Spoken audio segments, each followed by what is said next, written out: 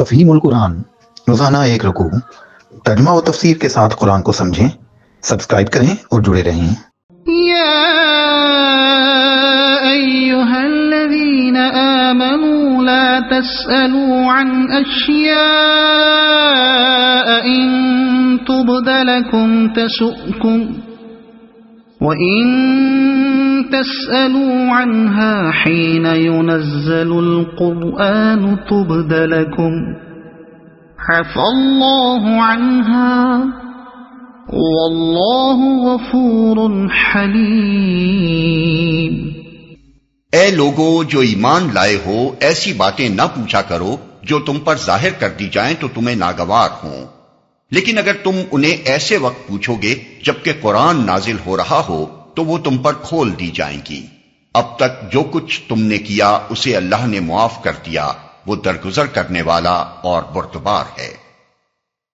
ایسی باتیں نہ پوچھا کرو جو تم پر ظاہر کر دی جائیں تو تمہیں ناگوار ہوں۔ نبی صلی اللہ علیہ وسلم سے بعض لوگ عجیب عجیب قسم کے فضول سوالات کیا کرتے تھے، جن کی نہ دین کے کسی معاملے میں ضرورت ہوتی تھی اور نہ دنیا ہی کے کسی معاملے میں۔ مثلاً ایک موقع پر ایک صاحب بھرے مجمع میں آپ سے پوچھ بیٹھے کہ میرا اصلی باپ کون ہے۔ اسی طرح بعض لوگ احکام شرع میں غیر ضروری پوچھ گچھ کیا کرتے تھے اور خواہ مخواہ پوچھ کر ایسی چیزوں کا تعین کرانا چاہتے تھے جنہیں شارع نے مصلحتاً غیر معین رکھا ہے۔ مثلاً قرآن میں مجملاً یہ حکم دیا گیا تھا کہ حج تم پر فرض کیا گیا ہے۔ ایک صاحب نے حکم سنتے ہی نبی صلی اللہ علیہ وسلم سے دریافت کیا، کیا ہر سال فرض کیا گیا ہے؟ آپ نے کچھ جواب نہ دیا۔ انہوں نے پھر پوچھا، آپ پھر خاموش ہو گئے۔ تیسری مرتبہ پوچھنے پر آپ نے فرمایا، تم پر افسوس ہے، اگر میری زبان سے ہاں نکل جائے تو حج ہر سال فرض قرار پائے، پھر تم ہی لوگ اس کی پیروی نہ کر سکو گے اور نافرمانی کرنے لگو گے۔ ایسے ہی لایانی اور غیر ضروری سوالات سے اس آیت پہ منع کیا گیا۔ نبی صلی اللہ علیہ وسلم خود بھی لوگوں کو کثرت سوال سے اور خواہ مخواہ ہر بات کی کھوج لگانے سے منع فرماتے رہتے تھے۔ چنانچہ حدیث میں ہے کہ مسلمانوں کے حق میں سب سے بڑا مجرم وہ شخص ہے جس نے کسی ایسی چیز کے متعلق سوال چھیڑا جو لوگوں پر حرام نہ کی گئی تھی اور پھر محض اس کے سوال چھیڑنے کی بدولت وہ چیز حرام ٹھہرائی گئی۔ ایک دوسری حدیث میں ہے، اللہ نے کچھ فرائض تم پر عائد کیے ہیں، انہیں ضائع نہ کرو۔ کچھ چیزوں کو حرام کیا ہے، ان کے پاس نہ پھٹکو۔ کچھ حدود مقرر کی ہیں، ان سے تجاوز نہ کرو، اور کچھ چیزوں کے متعلق خاموشی اختیار کی ہے بغیر اس کے کہ اسے بھول لاحق ہوئی ہو، لہذا ان کی کھوج نہ لگاؤ۔ ان دونوں حدیثوں میں ایک اہم حقیقت پر متنبہ کیا گیا ہے، جن امور کو شارع نے مجملاً بیان کیا ہے اور ان کی تفصیل نہیں بتائی، یا جو احکام برسبیل اجمال دیے گئے ہیں اور مقدار یا تعداد یا دوسرے تعینات کا ذکر نہیں کیا ہے، ان میں اجمال اور عدم تفصیل کی وجہ یہ نہیں ہے کہ شارع سے بھول ہو گئی ہو معاذ اللہ، تفصیلات بتانی چاہیے تھی مگر نہ بتائیں، بلکہ اس کی اصل وجہ یہ ہے کہ شارع ان امور کی تفصیلات کو محدود نہیں کرنا چاہتا اور احکام میں لوگوں کے لیے وسعت رکھنا چاہتا ہے۔ اب جو شخص خواہ مخواہ سوال پر سوال نکال کر تفصیلات، تعینات اور تقییدات بڑھانے کی کوشش کرتا ہے، اور اگر شارع کے کلام سے یہ چیزیں کی طرح نکلتی، قیاس سے، استنباط سے کسی نہ کسی طرح مجمل کو مفصل، مطلق کو مقید، غیر معین کو معین بنا کر ہی چھوڑتا ہے، وہ در حقیقت مسلمانوں کو بڑے خطرے میں ڈالتا ہے۔ اس لیے کہ ما بعد الطبیعی امور میں جتنی تفصیلات زیادہ ہوں گی، ایمان لانے والے کے لیے اتنی ہی زیادہ الجھن کے مواقع بڑھیں گے، اور احکام میں جتنی قیود زیادہ ہوں گی، پیروی کرنے والے کے لیے خلاف ورزی احکام کے امکانات بھی اسی قدر زیادہ ہوں گے۔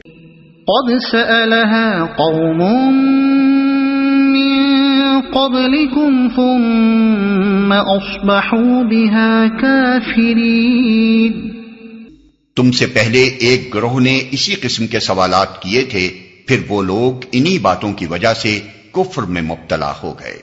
یعنی پہلے انہوں نے خود ہی عقائد و احکام میں موشگافیاں کی اور ایک ایک چیز کے متعلق سوال کر کر کے تفصیلات اور قیود کا ایک جال اپنے لیے تیار کرایا، پھر خود ہی اس میں الجھ کر اعتقادی گمراہیوں اور عملی نافرمانیوں میں مبتلا ہو گئے۔ اس گروہ سے مراد یہودی ہیں، جن کے نقش قدم پر چلنے میں قرآن اور محمد صلی اللہ علیہ وسلم کی تنبیہات کے باوجود مسلمانوں نے کوئی کسر نہیں اٹھا رکھی ہے۔ ما جعل اللہ من بحیرة ولا سائبة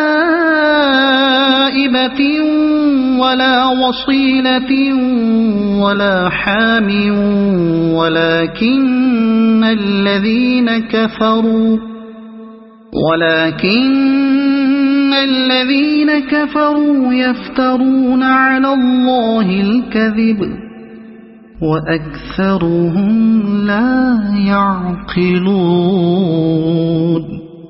اللہ نے نہ کوئی بحیرہ مقرر کیا ہے، نہ سائبہ اور نہ وسیلہ اور نہ حام، مگر یہ کافر اللہ پر جھوٹی تہمت لگاتے ہیں اور ان میں سے اکثر بے عقل ہیں کہ ایسے وہمیات کو مان رہے ہیں۔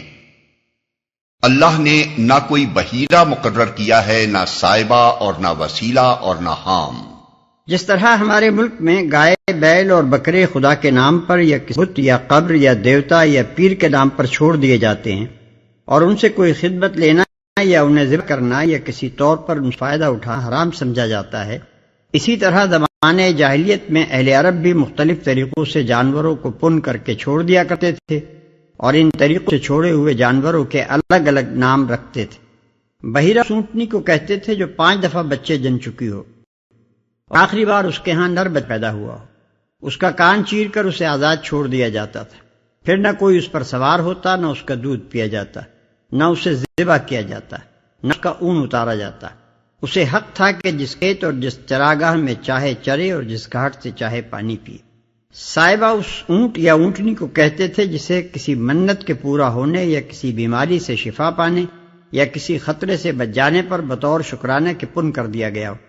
نیز جس اونٹنی نے 10 مرتبہ بچے دیے ہوں اور ہر بار مادہ ہی جنی ہو، اسے بھی آزاد چھوڑ دیا جاتا۔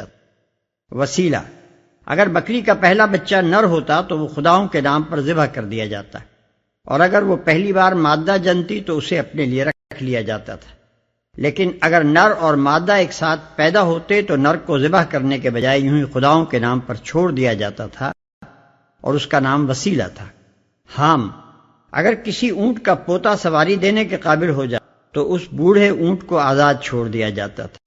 نیز اگر کسی اونٹ کے نطفے سے 10 بچے پیدا ہو جاتے تو اسے بھی آزادی مل جاتی۔ وَإِذَا قِيلَ لَهُمْ تَعَالَوْا إِلَى مَا أَنزَلَ اللَّهُ وَإِلَى الرَّسُولِ قَالُوا حَسْبُنَا مَا وَجَدْنَا عَلَيْهِ آبَاءَنَا أَوَلَوْ كَانَ آبَاؤُهُمْ لَا يَعْلَمُونَ شَيْئًا وَلَا يَهْتَدُونَ يَا أَيُّهَا الَّذِينَ آمَنُوا عَلَيْكُمْ أَنفُسَكُمْ لَا يَضُرُّكُمْ مَنْ ضَلَّ إِذَا اهْتَدَيْتُمْ إِلَى اللَّهِ مَرْجِعُكُمْ جَمِيعًا فَيُنَبِّئُكُم بِمَا كُنتُمْ تَعْمَلُونَ۔ اور جب ان سے کہا جاتا ہے کہ آؤ اس قانون کی طرف جو اللہ نے نازل کیا ہے اور آؤ پیغمبر کی طرف، تو وہ جواب دیتے ہیں کہ ہمارے لیے تو بس وہی طریقہ کافی ہے جس پر ہم نے اپنے باپ دادا کو پایا ہے۔ کیا یہ باپ دادا ہی کی تقلید کیے چلے جائیں گے، خواہ وہ کچھ نہ جانتے ہوں اور صحیح راستے کی انہیں خبر ہی نہ ہو؟ اے لوگو جو ایمان لائے ہو، اپنی فکر کرو، کسی دوسرے کی گمراہی سے تمہارا کچھ نہیں بگڑتا اگر تم خود راہ راست پر ہو۔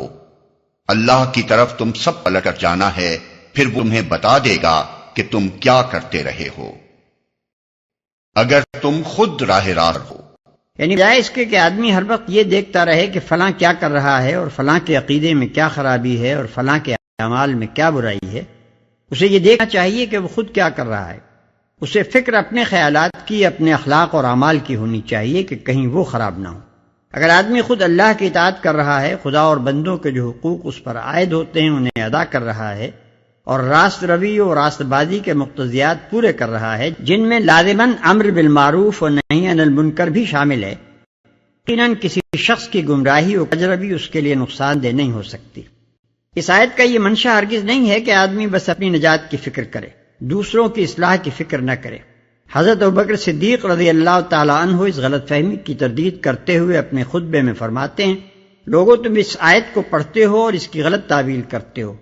میں نے رسول اللہ صلی اللہ علیہ وسلم کو یہ فرماتے سنا ہے کہ جب وہ حال ہو جائے کہ وہ برائی کو دیکھیں اور اسے بدلنے کی کوشش نہ کریں، ظالم کو ظلم کرتے ہوئے پائیں اس کا ہاتھ نہ پکڑیں، تو بعید نہیں کہ اللہ اپنے عذاب میں سب کو لپیٹ لے۔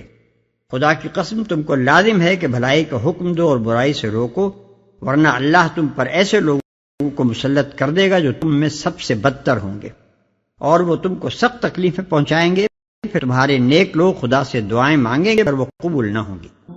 يا أيها الذين آمنوا شهادة بينكم إذا حضر أحدكم الموت حين الوصية اثنان ذوا عدل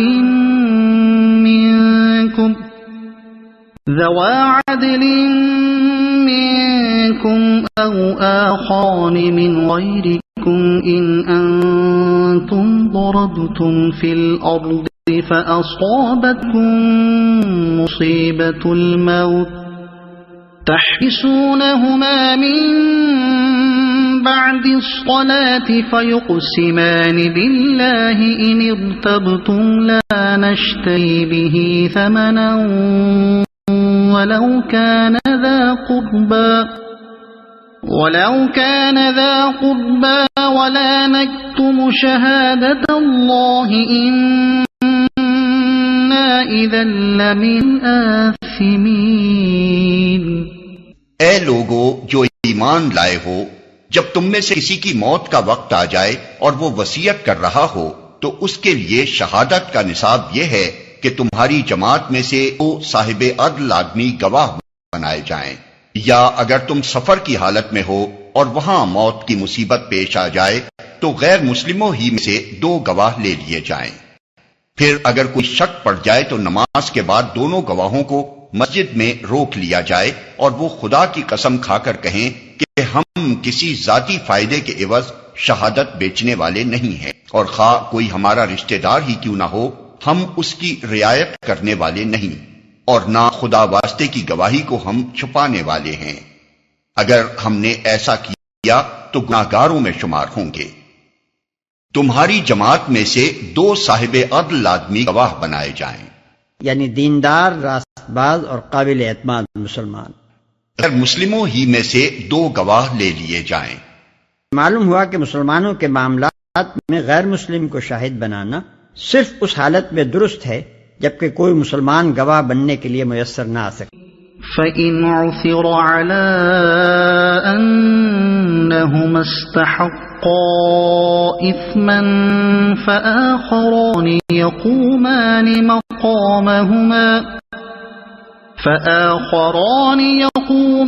مَقَامَهُمَا مِنَ الَّذِينَ اسْتَحَقَّ عَلَيْهِمُ الْأَوْلَيَانِ فَيُقْسِمَانِ بِاللَّهِ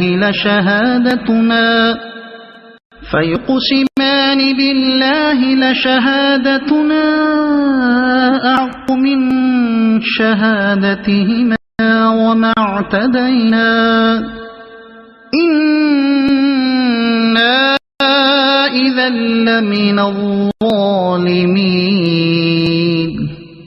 لیکن اگر پتہ چل جائے کہ ان دونوں نے اپنے آپ کو گناہ میں مبتلا کیا ہے تو پھر ان کی جگہ 2 اور شخص جو ان کی بنسبت شہادت دینے کے لیے اہل تر ہوں ان لوگوں میں سے کھڑے ہوں جن کی حق تلفی ہوئی ہو، اور وہ خدا کی قسم کھا کر کہیں کہ ہماری شہادت ان کی شہادت سے زیادہ برحق ہے اور ہم نے اپنی گواہی میں کوئی زیادتی نہیں کی ہے۔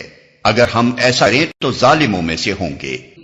ذَلِكَ أَدْنَىٰ أَن يَأْتُوا بِالشَّهَادَةِ عَلَىٰ وَجْهِهَا أَوْ يَخَافُوا أَن تُرَدَّ أَيْمَانٌ بَعْدَ أَيْمَانِهِمْ وَاتَّقُوا اللَّهَ وَاسْمَعُوا وَاللَّهُ لَا يَهْدِي الْقَوْمَ الْفَاسِقِينَ۔